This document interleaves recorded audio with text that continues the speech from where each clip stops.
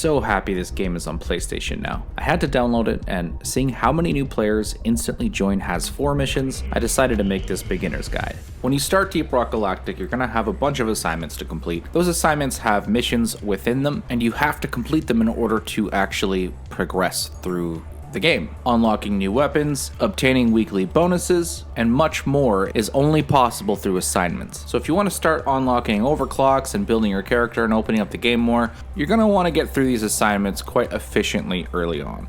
The difficulty is set by the hazard level, and of course there's a cave complexity and a mission length as well. So let's just start with the hazard levels. When you're starting the game, it's best to aim for Hazard 2 or 3 missions, and avoid Hazard 4 missions altogether. You don't have any equipment points or perks at all, so it's not a skill issue, it's an equipment issue. You also need all the XP and resources you can get, and you have a lot of missions to complete, so it's best to get these out of the way quickly. Alright, I've got a few important tips here before we even get into what happens next. Firstly is your settings. When I first loaded into Deep Rock Galactic on my PlayStation, it felt clunky and slow. Too much head bob or camera shake, and it felt very constrained and hard to make quick movements. These things need to be adjusted until it feels right.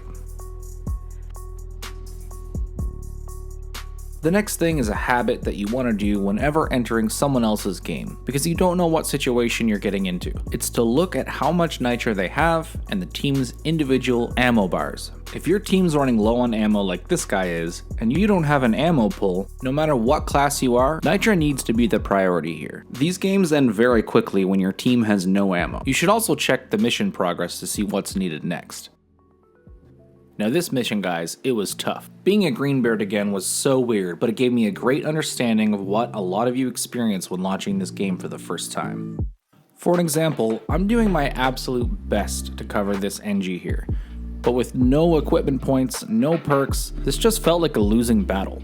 Keeping people on their feet and trying to dispose of bugs was like playing Has 5, and this is only Has 3. Which just reiterates my earlier point of not joining Has 4s and Has 5s when you're brand new. Now on Xbox or PC, there's a very good chance that a Greybeard might just come in and carry you guys to victory. On PlayStation, not so much. So without overloading you with too much information, if I could tell you one thing that will help you, it's that swarms won't ever stop. They will keep on spawning. So being efficient in mineral gathering and objective focused is key, because you don't really have all the time in the world to familiarize yourself with the game. You really gotta focus on the objectives and nitra until you have more equipment and perk points. If I were you, I would stick to high cave complexity, short mission length, low hazard levels. The high cave complexity will give you a great opportunity to learn your class, learn how to traverse through the terrain, and how to get minerals in tough spots. But with the mission length being low and the hazard level being low, you don't have the pressure of losing the mission and having to redo it all over again just to complete your assignment. Should be lots of room for error and plenty of time to learn while still completing the missions. The next thing you need to know is that Deep Rock's co-op aspect is not just a feature to the game, it's designed in the very foundation of the game's mechanics. Cooperating via platforms, grapples, lights, bubble shields, and drilling paths will actually make this game easier. Now I know you're usually playing with randoms and not everybody's going to be communicating or paying attention to pings, but if you adapt this system I'm about to show you, it just makes for easier co-op play.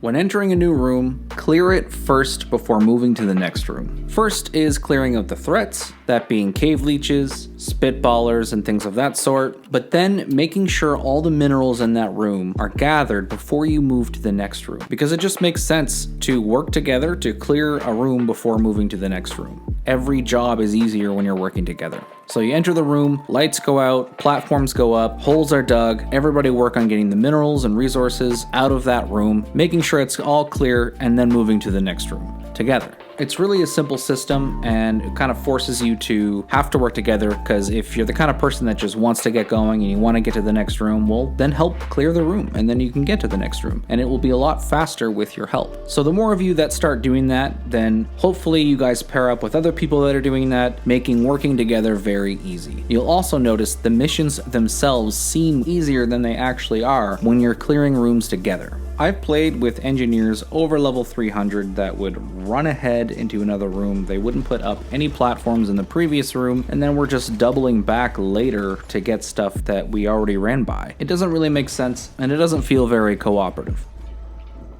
So to recap, stick to has 1, 2, or 3 missions, preferably with a short mission length and a high cave complexity. Adjust your settings until it's fun and comfortable to move around. Read the room when late joining games.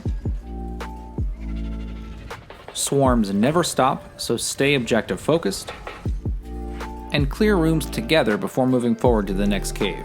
That should really get you started on completing your first assignments and filling out equipment and perk points in no time.